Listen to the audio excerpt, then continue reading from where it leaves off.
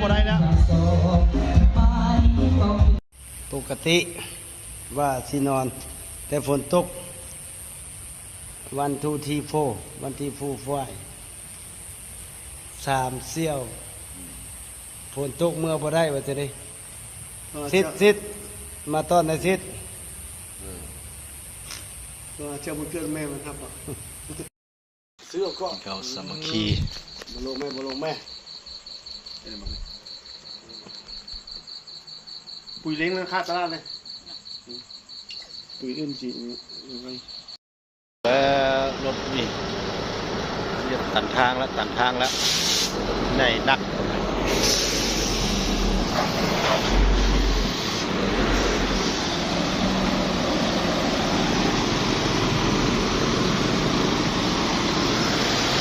ขึ้นได้บ่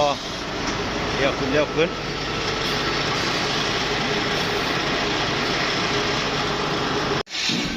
เวลานี่9:30วันที่17 เดือน 5 ปี 2021 26กำลังเอาเครื่องคืนเล็กตีนยางตีนเล็กสร้างโกดังชาแขก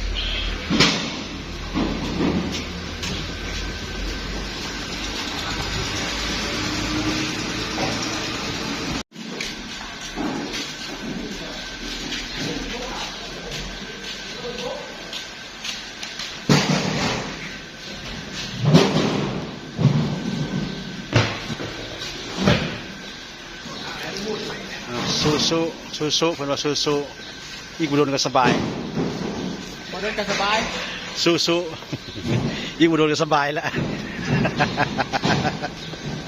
มันรวยแล้วรวยวะ